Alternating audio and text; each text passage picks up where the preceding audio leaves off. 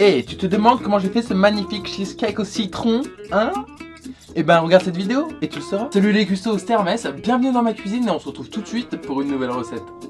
La cuisine idéale. Donc la recette d'aujourd'hui c'est un dessert, je le fais de nuit parce qu'on va avoir besoin de toute la nuit pour le laisser reposer et pouvoir le déguster demain matin. Ce que l'on va faire aujourd'hui c'est tout simplement le cheesecake citron et fleur d'oranger. C'est un cheesecake de bâtard, je vous promets ça. Bon alors clairement la recette elle est pas de moi, elle est de chez eux, hein la recette. Donc en fait j'ai prise sur le paquet de biscuits thé que l'on va utiliser pour faire le biscuit du cheesecake. Je me change et on passe tout de suite aux ingrédients les loulous. Donc il y a 25 minutes de préparation pour 1h20 de cuisson avec 2 changements de température. Et donc il faut le laisser reposer toute la nuit. Bah écoutez, on est parti. On est parti ? Je vous entends pas là. Donc, au niveau des ingrédients, je vais presque suivre la recette parce qu'il y a certains trucs qui me dérangent un petit peu.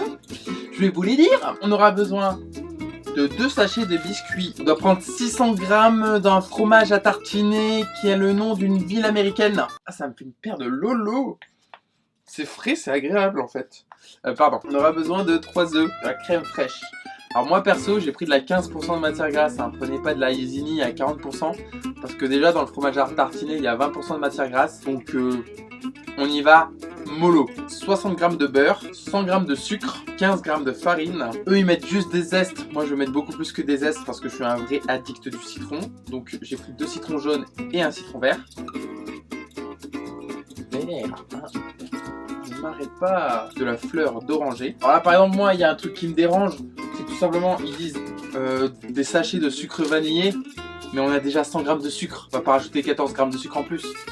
Donc moi ce que je vous conseille c'est de prendre de l'arôme de vanille. On va passer au matériel maintenant. Ouais, on passe au matériel. D'un cul de poule, d'un bol, d'une planche à découper. On va avoir besoin d'un rouleau à pâtisserie pour écraser les biscuits. Le sac plastique c'est pareil, c'est pour écraser les biscuits. Des petites cuillères de thé, fouet Maryse, une feuille de papier sulfurisé. Alors comme moule, moi j'ai utilisé un moule à manquer. Donc un moule à manquer, donc voilà. Sinon vous pouvez utiliser un moule à charrière. Et une balance pour tout peser. C'est parti, on y va. Donc voilà, on est parti les loulous. Donc première étape, il faut écraser les biscuits. L'astuce c'est de les mettre dans un sac de congélation, d'enlever l'air, de prendre une bonne planche à découper, un petit rouleau de pâtisserie. Et on y va. Donc une fois qu'on a fait ça, Et on lui pèlera la taille jusqu'au fin fond du Limousin. alors comme je suis allé comme un gros bâtard, ça a craqué la poche. Voilà, bravo, félicitations. Vous avez votre poudre de biscuit. En fait il faut faire fondre votre beurre et on va le mettre dedans. C'est pas moi. Donc vous récupérez le beurre fondu et vous le mettez dans votre biscuit écrasé. Donc là vous mélangez votre biscuit et votre beurre. Donc là vous prenez votre moule, vous mettez une feuille de papier sulfu et tout simplement vous versez ce que vous allez faire dedans. Et on lui Pèlera les fesses jusqu'au fin fond du Limousin. voilà, vous tapissez le fond avec votre biscuit et votre beurre. Et ça, c'est 10 minutes à 180 degrés, chaleur tournante. Donc, il faut fouetter la crème, le cream cheese là. Bon, évidemment, vous avez compris, c'est du Philadelphia. Donc voilà, c'est extrêmement difficile à fouetter. Vous commencez, c'est comme du mascarpone, donc c'est très dur. Pas étonnant hein, qu'ils utilisent tous des robots de cuisine. Et donc là on va continuer à fouetter mais en rajoutant la crème fraîche. C'est pas moi. Regardez comme c'est beau mes petits custos, comment c'est beau. Donc citron jaune, citron vert j'ai râpé. Et donc ça on rajoute ça à la préparation. Moi j'en connais un qui doit se lécher les babines. N'est-ce pas mon petit Gremlins?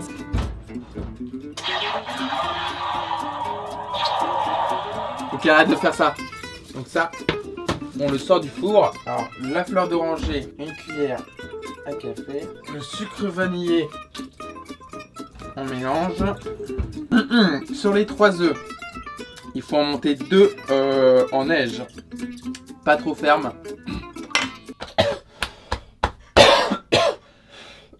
Excusez-moi.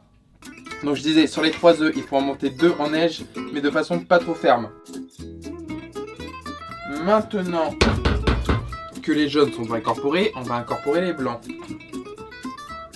Allez. Donc vous voyez, là on a incorporé nos blancs en neige. C'est pour ça que ça fait des petites bulles.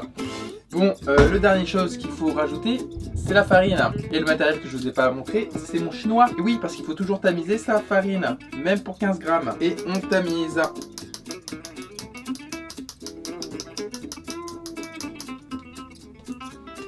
Voilà, voilà. Donc là, pareil, on incorpore tout doucement. Et maintenant, la dernière étape, mais à mon avis, la plus importante, celle du transfert. Prenez votre fond de cheesecake, vous prenez votre cheese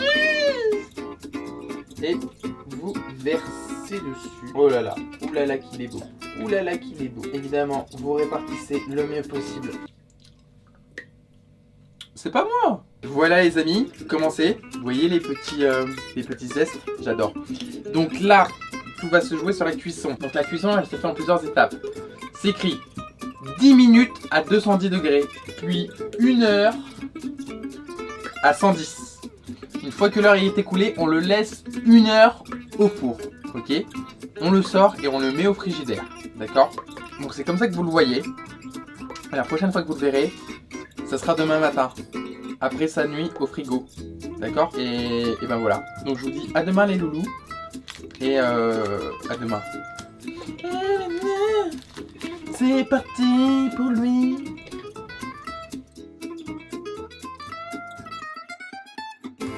Le cheesecake citron et fleur d'oranger. Bon mes custos, me revoilà. Nous avons fini la cuisson du cheesecake. Nous avons fini de le laisser refroidir. Nous avons fini de le mettre au frigo. Nous allons le sortir. Attention mes chers custos, parce que ce que vous allez voir va vous perturber grandement. Comment dire? La cuisson du cheesecake, je l'ai complètement loupé. Grosso modo, je l'ai laissé cuire pendant 5 heures. 5 heures, je l'ai fait cuire 5 heures le cheesecake. Pour la simple et bonne raison que je me suis endormi.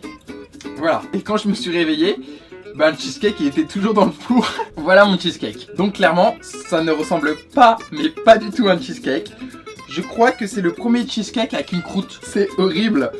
Mais je vais quand même le goûter et je ne vous mens pas. Voilà, je viens peut-être de créer quelque chose qui n'existait pas. Ça va peut-être être une révolution au niveau de la pâtisserie. Mais quoi qu'il en soit, donc moi je l'ai fait cuire de 3h du matin à 8h du matin à 110 degrés, chaleur tournante. Voilà. Donc écoutez, tout de suite on va le goûter. Je vous montre un petit peu mieux. Ouais, ça a dû transformer en caramel en fait. Quand même. Au niveau de la forme et de l'aspect, il est très beau.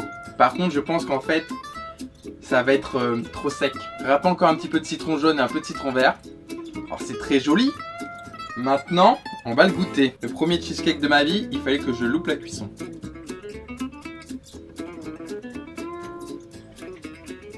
Bon.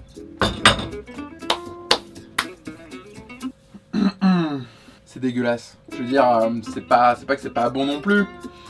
Mais du coup, ça a trop cuit. C'est lourd en bouche, ça donne...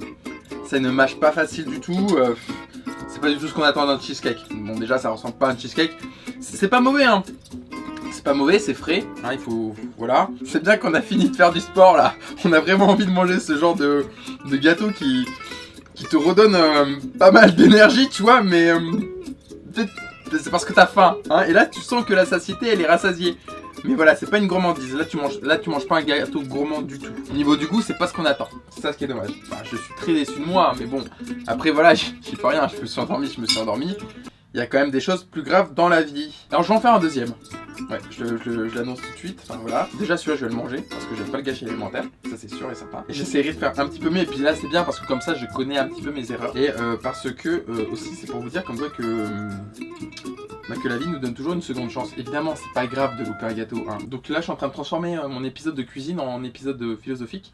Parce que j'essaie de faire une allégorie entre le fait que j'ai loupé mon gâteau et les secondes chances dans la vie. Si vous fixez un objectif, si vous voulez réaliser quelque chose, vous n'êtes pas sûr d'y arriver du premier coup. Donc ne lâchez pas l'affaire, recommencez. D'accord? Donc moi celui-là j'ai loupé, je vais recommencer un deuxième et j'espère que je vais le réussir. On peut mal faire les choses une première fois, on peut, hein, et c'est pas pour ça qu'on ne saura pas bien les faire par la suite. C'est juste qu'il nous faut plus de temps, qu'il nous faut mieux faire les choses, qu'il faut plus s'appliquer. Et surtout, il faut peut-être pas faire la cuisine à 3 h du matin quand on est crevé. Je vous ai dit, c'est un moule à manquer. Et ben c'est exactement ce que j'ai fait. Effectivement, j'ai manqué le cheesecake et je l'ai fait dans un moule à manquer. Et du coup, j'ai manqué mon gâteau. Ça me fait rigoler, mais c'est exactement ce qui s'est passé. Donc je vous présente le croûte cake. On ne bouge pas.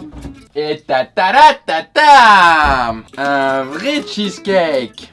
Boum. Ah, le trou là au milieu. Bah j'en ai mangé. Oui, je l'avoue, j'en ai mangé. Mais bon, vous voyez que celui-là il a une belle épaisseur. Donc celui-là je l'ai pas loupé. Je vous avais dit que j'en en ferais un deuxième. Donc ça c'est le deuxième. La même recette. J'ai fait tout pareil. Sauf que j'ai pas loupé la cuisson. Donc il a vraiment cuit comme il devait cuire. Il est beau, hein? Oui, qu'il est beau. Bon, on va goûter le nouveau cheesecake, qui n'est pas un croûte cake, lui. Alors, est-ce qu'on est prêt? Est-ce qu'on est prêt? Ça n'a rien à voir avec le croûte cake. Mais rien de chez rien à voir. Là, c'est fondant, là, c'est aéré. On sent le parfum de la fleur d'oranger, on sent le citron. Les biscuités en dessous sont parfaits. Ça fait vraiment plaisir et c'est vraiment très très bon. Ah ouais, j'adore. Bon bah moi je crois que je vais vous laisser. Parce que c'est pas mal du tout. Mais alors vraiment pas mal du tout. C'est démoniaque. On peut plus s'arrêter. Une fois qu'on a commencé, on peut plus s'arrêter après. Tu bouges pas, je te récupère. Donc voilà, donc ça c'est un vrai cheesecake et c'est vraiment très très bon. Donc vraiment la recette est vraiment très simple. J'espère que vous allez tous adorer la faire. Je vous la recommande vraiment. Moi je vous invite évidemment à vous abonner à ma chaîne YouTube. Vous pouvez me retrouver sur tous les réseaux sociaux. Parce que ça déglingue, ça déglingue. Ma petite incarta de philosophie que vous aura fait plaisir mes loulous. Moi je vous fais d'énormes gros bisous. Et je vous dis à la semaine prochaine. Et surtout, n'oubliez pas. N'oubliez pas, plus vous mettez d'amour dans vos petits plats, meilleurs ils sont. Meilleurs ils sont. Ouais, celle-là j'ai fait exprès de la surarticuler parce que je l'ai découpée. Hein, vous avez vu le montage, c'est un montage de dingue. Et bah c'était juste pour ça. Ouais, j'avais un peu l'air con mais voilà. Tu te demandes comment j'ai fait ce super cheesecake aussi trop cheesecake. Elle est belle ma barbe. C'est une belle barbe. Ah, salut.